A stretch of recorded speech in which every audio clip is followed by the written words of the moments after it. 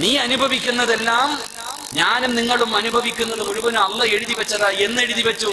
അള്ളാഹുവിന്റെ പ്രവാചകൻ പറയുന്ന ഉമ്മയുടെ ഗർഭാശയത്തിൽ കിടന്ന് 3 മാസം പ്രായമായപ്പോ, ഞാനും നിങ്ങളുടെ ഉമ്മയുടെ ഗർഭാശയത്തിൽ കിടന്ന് 3 മാസം പ്രായമായപ്പോ അള്ളാഹു ഒരു മലക്കിനെ പറഞ്ഞു വിടുകയാണ്.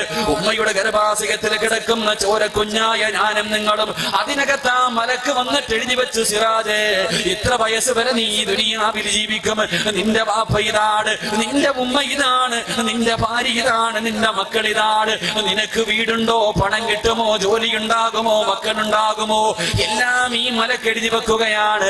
അവസാനം എഴുതി വെക്കുന്നു, സിറാജ് ഇത്രാമത്തെ വയസ്സിൽ ഇന്ന സ്ഥലത്ത് കിടന്ന് നീ മരണപ്പെടും. ആ മരണപ്പെടുന്ന സമയത്ത് മുസ്ലിമായിട്ടാണോ കാഫിറായിട്ടാണോ മരിക്കുന്നത് വരെ സർവ്വതും ഈ മലക്ക് എഴുതി വെച്ചിരിക്കുകയാണ്. ഇതനുഭവിക്കാതെ സിറാജിന് ഈ ലോകത്ത് നിന്ന് രക്ഷപ്പെടാൻ കഴിയില്ല. അതുകൊണ്ട് എന്റെ പ്രിയമുള്ളവരെ, ആരും കൂടോത്രം ചെയ്ത് വെച്ചത് കൊണ്ടല്ല നിനക്ക് ഈ ദുരിതങ്ങളൊക്കെ കടന്നു വരുന്നത്. എന്നിട്ടിങ്ങനെ ഉസ്താദന്മാര്, മന്ത്രവാദികള്, പൂജാരിമാര് വീടുകൾ കയറിയിറങ്ങിയിട്ട് പ്രതിവിധി തേടുന്നവരുണ്ടല്ലോ. എന്റെ പ്രിയമുള്ള സഹോദരങ്ങളെ, ഉസ്താദിന്റെ അടുക്കൽ വന്നിട്ട് പറയും, എന്റെ സമയം ശരിയാണോ, എന്റെ സമയം ശരിയാണോ? മന്ത്രവാദികളുടെ മുന്നിൽ പോയിട്ട് പറയും, എന്റെ സമയം ശരിയാണോ? ഒന്ന് നോക്കൂ ഉസ്താദ്. എന്റെ പ്രിയമുള്ളവര്, ഈ ലോകത്ത് ഒരു മനുഷ്യനും ഒരു മനുഷ്യന്റെ സമയം പറയാൻ, ഒരു മനുഷ്യന്റെ ഭാവി പറയാൻ കഴിയില്ല. കാരണം അല്ലാഹുവിന്റെ വിശുദ്ധമായ ഖുർആൻ സൂറത്തുൽ ലുഖ്മാൻ, ആ ലുഖ്മാനിന്റെ അവസാനം എടുത്തു നോക്ക്. 5 കാര്യം അല്ലാഹുവല്ലാതെ ലോകത്ത് ഒരാൾക്കും പറയാൻ കഴിയില്ല. 5 കാര്യങ്ങൾ അല്ലാഹുവിനല്ലാതെ ഒരു മനുഷ്യനും പ്രവചിക്കാൻ കഴിയില്ല. ആ 5 കാര്യങ്ങളിൽ ഒന്നാമത്തെ കാര്യം, ഇന്നല്ലാഹ ഇൻദഹു ഇൽമുസാ, ലോകം അവസാനിക്കുന്നതെന്നാണ്. അടയാളം പറയാനല്ലേ നമുക്ക് കഴിയൂ? ഒരു വെള്ളിയാഴ്ചയാണെന്നല്ലേ പറയാൻ കഴിയൂ? പക്ഷേ ഏത് മാസം, ഏത് വർഷം, ഏത് വെള്ളി എന്ന് പറയാ അല്ലാഹുവിനല്ലാതെ ലോകത്തൊരാളെ കൊണ്ടും കഴിയില്ല. മഴ എപ്പോഴാണ് പെയ്യുന്നത്, മഴ എപ്പോഴാണ് പെയ്യുന്നത്, പെയ്യാൻ സാധ്യതയുണ്ടെന്ന് പറയാനല്ലാതെ ഇന്ന സമയത്ത് മഴ പെയ്യുമെന്ന് പറയാൻ ഈ പ്രപഞ്ചത്തിൽ ഒരു മന്ത്രവാദിക്കും കഴിയില്ലെന്ന് ഖുർആനാ പറയുന്നത്. ഉമ്മയുടെ ഗർഭാശയത്തിനകത്ത് കിടക്കുന്ന കുഞ്ഞ് ആണാണോ പെണ്ണാണോ, അവന് ജീവനുണ്ടോ, അവന് ചലിക്കുന്നുണ്ടോ, അവന് തിന്നുന്നുണ്ടോ, അവന് കൈകാലുണ്ടോ?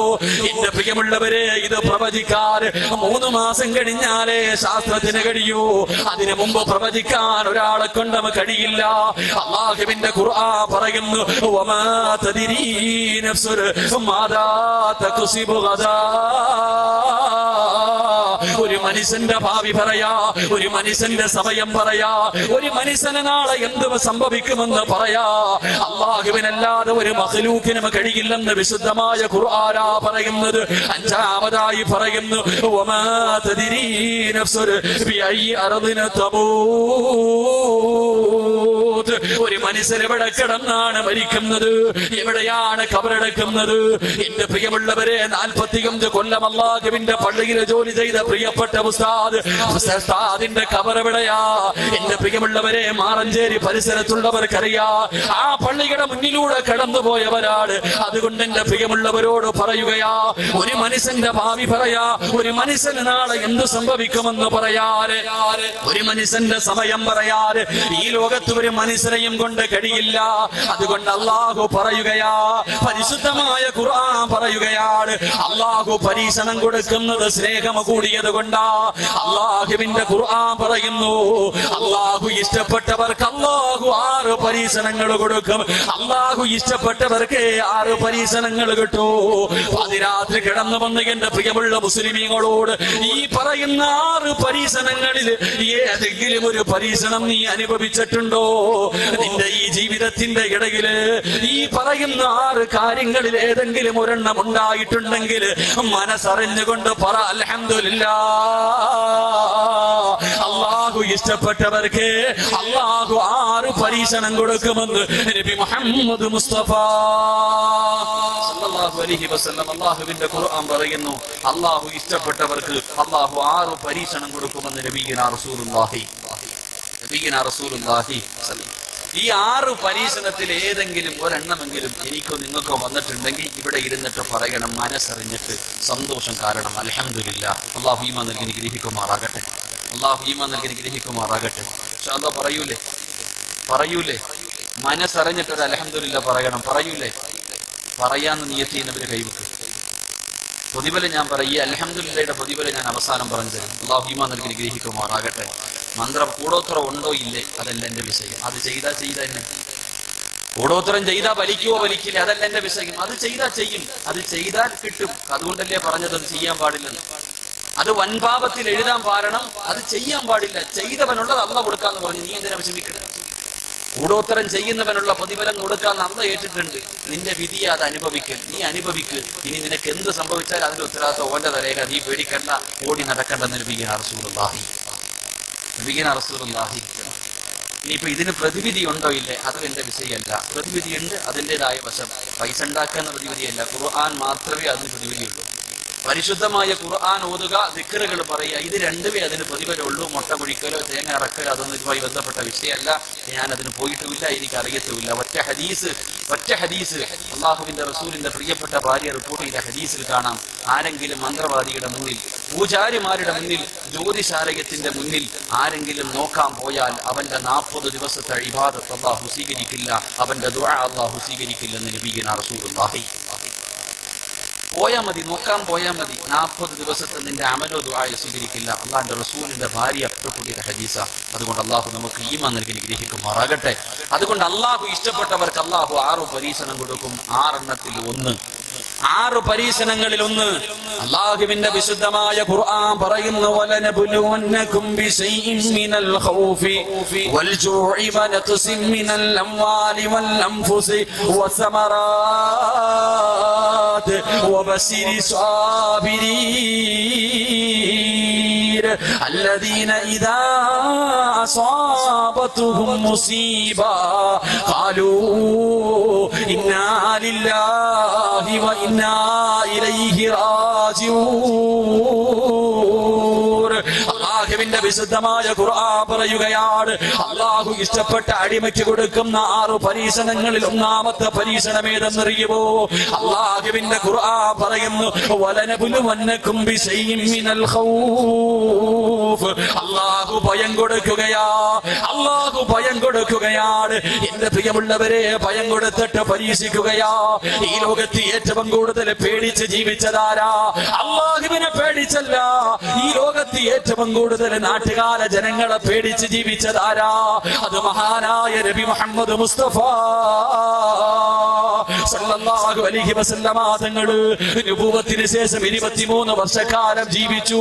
ആ 23 വർഷത്തിൽ 13 വർഷക്കാലം ഒരൊറ്റ രാത്രി പോലും അല്ലാഹുവിന്റെ റസൂൽ സമാധാനമായി ഉറങ്ങിയിട്ടില്ല. ശത്രുക്കൾ അത്രയ്ക്ക് പേടിയായിരുന്നു. എങ്ങനെ പേടിക്കാതിരിക്കും? എന്റെ പ്രിയമുള്ളവരെ, തന്റെ അനുചരന്മാരെ കണ്ണിന്റെ മുന്നിലിട്ടല്ലേ തല്ലിച്ചതച്ചത്. മഹാനായ റസൂലുള്ളാഹി സ്വല്ലല്ലാഹു അലൈഹി വസല്ലമ തങ്ങൾ മരുഭൂമിയിലൂടെ പള്ളിയിലേക്ക് നടന്നു പോകുമ്പോ പ്രവാചകൻ നോക്കുമ്പോ മഹാനായ സയ്യിദുനാ ബിലാൽ റളിയല്ലാഹു തആല അൻഹു ശരീരത്തിലെ വസ്ത്രങ്ങൾ മുഴുവനും ഊരി മാറ്റിയിട്ട്, എന്റെ പ്രിയമുള്ളവരെ, ചുട്ടുപടുത്ത് കിടക്കുന്ന മലരാരുണ്യത്തിലെ മലർത്തിക്കിടത്തിയിട്ട് കരിമ്പാറയെടുത്ത് തന്റെ നെഞ്ചത്ത് വെച്ചിട്ട് ചാട്ടമാറ കൊണ്ട് മുത്തുപത്തും ശൈവത്തും അല്ലാഹുവേ ബിലാൽ തങ്ങളെ തല്ലിച്ചതയ്ക്കുകയാണ്. വെള്ളത്തിന് വേണ്ടി കിടന്ന് യാചിക്കുകയാ. എന്റെ തൊണ്ട പൊട്ടുന്ന എനിക്ക് ഒരൽപ്പം വെള്ളം തന്നില്ലെങ്കിൽ ഇവിടെ കിടന്ന് തൊണ്ട പൊട്ടിയിട്ട് ഞാൻ മരിച്ചു പോകുമെന്ന് ബിലാൽ തങ്ങൾ കിടന്ന് യാചിക്കുമ്പോ തന്റെ യജമാനന് ഒട്ടകത്തിന്റെ മൂത്രമെടുത്തു കൊണ്ടുവന്ന് ബിലാൽ തങ്ങളുടെ വായിക്കകത്തേക്ക്, തന്റെ വായിലേക്ക് ഒട്ടകത്തിന്റെ മൂത്രം ഒഴിച്ചു കൊടുക്കുമ്പോ ബിലാൽ തങ്ങളെ വിളിക്കുന്ന, നബിയേ യാ റസൂലല്ലാഹ്, അല്ലാഹുവിന്റെ പ്രവാചകരെ ഒന്ന് രക്ഷിക്കുവോ നബിയേ. അല്ലാഹുവിന്റെ റസൂൽ പറഞ്ഞത്, ക്ഷമിക്കു ബിലാലെ. എന്റെ പ്രിയമുള്ളവരെ, ഇതുപോലെയാണ് സഹാബത്തിനെ മുഴുവനും പീഡിപ്പിച്ചത്. ലോകത്തിന്റെ നേതാവ് മക്കയിൽ നിന്ന് മദീനയിലേക്ക് ഹിജ്റ പോകുന്ന രാത്രിയുണ്ടല്ലോ, റസൂലുള്ളാഹിയുടെ വീട് മുഴുവനും ആയുധങ്ങൾ പിടിച്ചിട്ട് ശത്രുക്കൾ മുഴുവനും വളർന്നിരിക്കുകയാണ്.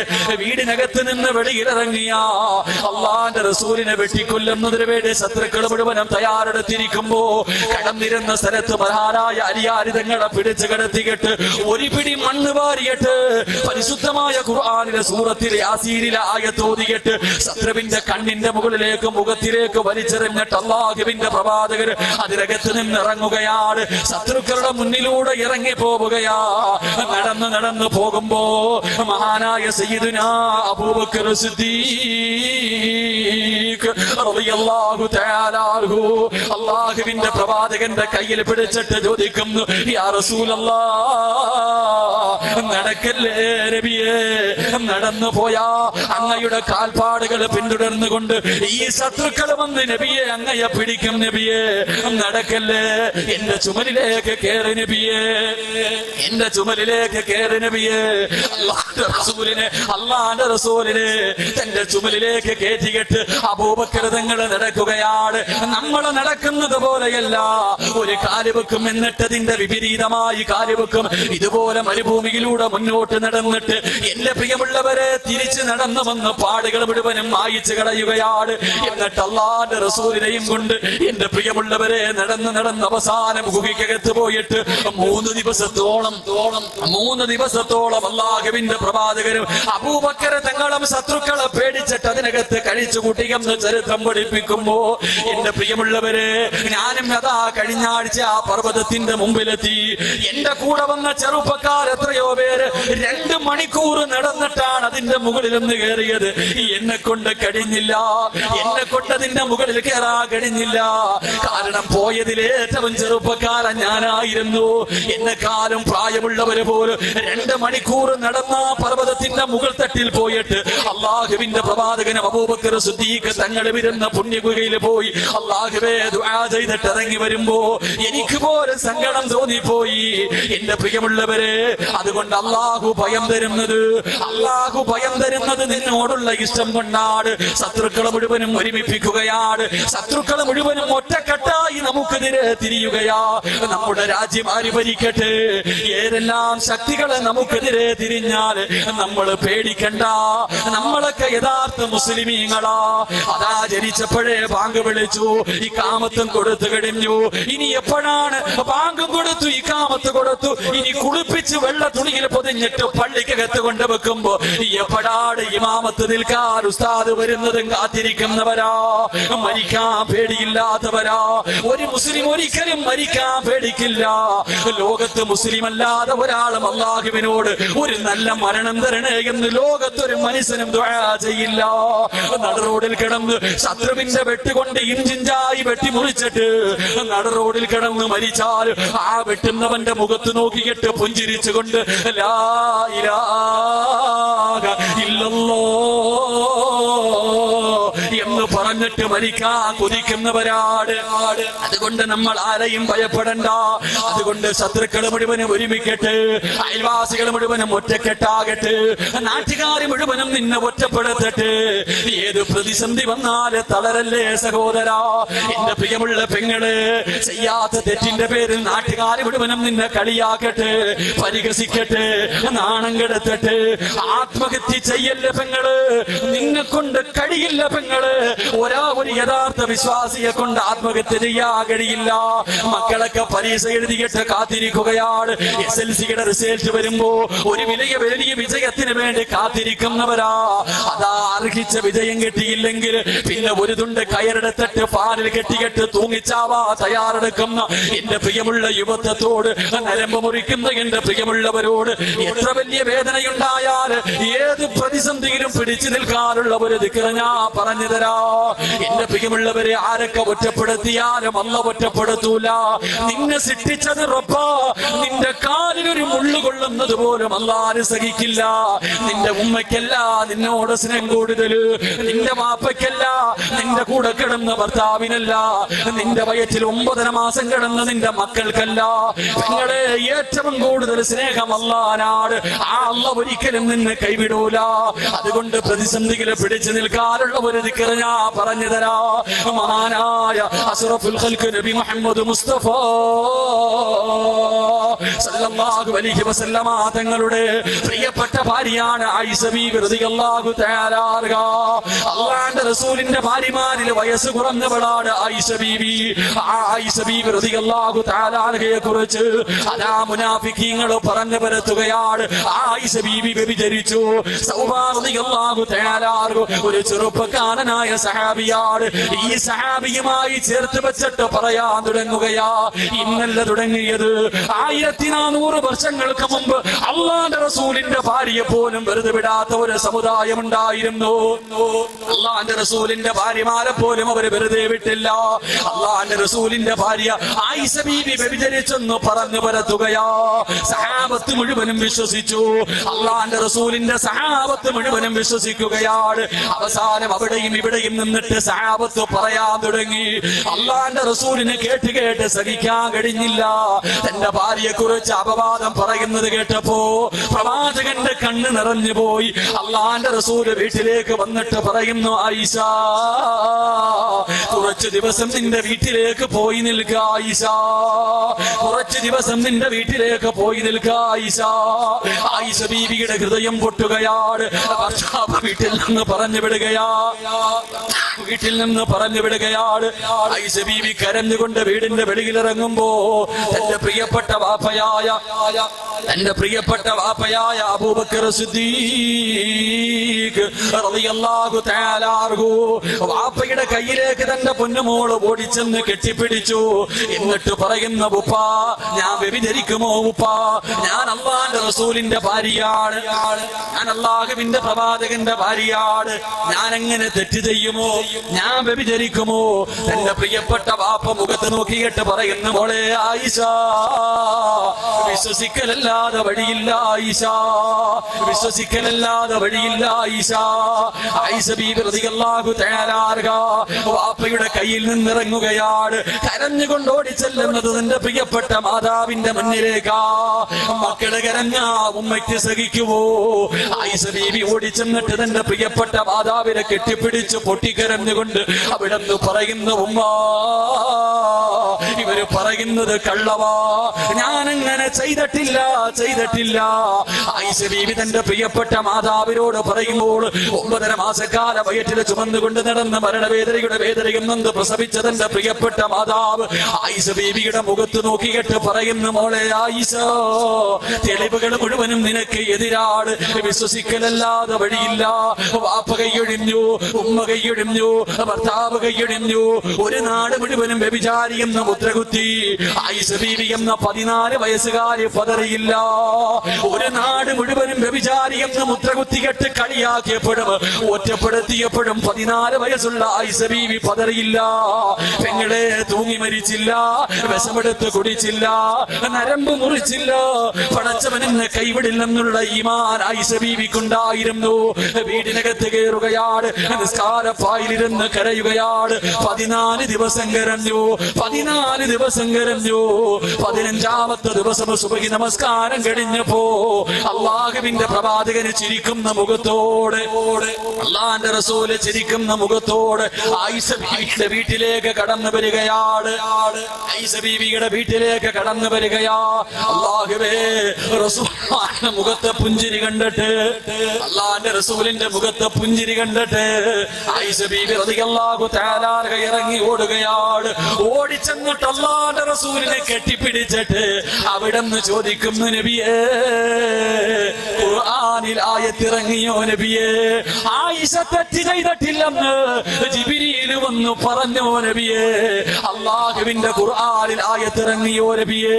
അള്ളാന്റെ റസൂല് പറയുന്നു, ആയിഷ ഇന്നലെ ജിബ്രീൽ വന്ന ആയിഷ, ഖുർആനിൽ ആയത്തിറങ്ങി ആയിഷ, നീ തെറ്റുകാരിയല്ലെന്ന് അള്ളാഹു പറഞ്ഞു ആയിഷ. ആയിഷ ബീവി റസൂലുള്ളാഹിനെ കെട്ടിപ്പിടിച്ചിട്ട് അവിടെ നിന്ന് പറയുന്നു, നബിയേ എനിക്ക് ഉറപ്പായിരുന്നു നബിയേ ഖുർആനിൽ ആയത്തിറങ്ങുമെന്ന് ജിബ്രീൽ 7 ആകാശം കിടന്ന് അങ്ങയുടെ മുന്നിൽ വരുമെന്ന് എനിക്ക് ഉറപ്പായിരുന്നു നബിയേ ആ 14 വയസ്സുകാരിയുടെ ആത്മവിശ്വാസം കണ്ടിട്ട് അള്ളാന്റെ റസൂൽ ചോദിച്ച് എന്തേ ആയിഷ ഖുർആനിൽ ആയത്തിറങ്ങുമെന്ന് ജിബ്രീൽ വരുമെന്ന് അല്ലാഹു സഹായിക്കുമെന്ന് ഇത്ര ഉറപ്പെന്തേ ആയിഷ ഇത്ര ഉറപ്പെന്തേ ആയിഷ അവിടെന്ന് പറയുന്നു യാ റസൂലല്ലോ ഒരു നാട് മുഴുവനും എന്നെ ഒറ്റപ്പെടുത്തിയപ്പോ എല്ലാവരും എന്നെ കൈയൊഴിഞ്ഞപ്പോ 14 ദിവസം നിസ്കാരപ്പായിലിരുന്നിട്ട് പറഞ്ഞത് ഒരേ ഒരു ദിക്റാ നബിയേ ഒരേ ഒരു ദിക്റാ നബിയേ അല്ലാഹുവിന്റെ റസൂൽ ചോദിച്ചു ആ ദിക്റേതാ ആയിഷ നിനക്ക് മനസ്സമാധാനം കിട്ടിയ മനസ്സിന് ധൈര്യം കിട്ടിയ അല്ലാഹു സഹായിക്കുമെന്ന് ഉറപ്പുള്ള ആ ദിക്റേതെന്ന് ചോദിച്ചപ്പോ ആയിഷ ബീവി ഒരു ദിക്ർ പറഞ്ഞു കൊടുക്കുകയാ പാതിരാത്രി ഒരുമിച്ച് കൂടി എന്റെ പ്രിയമുള്ളവരോട് എല്ലാവരും ഒറ്റപ്പെടുത്തുമ്പോ ആരുമില്ലെന്ന് തോന്നുമ്പോ ഒറ്റപ്പെട്ടു പോയെന്ന് നിനക്ക് തോന്നുമ്പോ സഹിക്കാൻ കഴിയാത്ത വേദനയുണ്ടാകുമ്പോ 3 പ്രാവശ്യം മനസ്സറിഞ്ഞുകൊണ്ട് 3 പ്രാവശ്യം മനസ്സറിഞ്ഞുകൊണ്ട് ഈ ദിക്റെന്ന് പറയാൻ കഴിയുമോ അല്ലാഹുവിന്റെ റസൂലിനോട് ആയിഷ ബീവി പറയുന്നു നബിയേ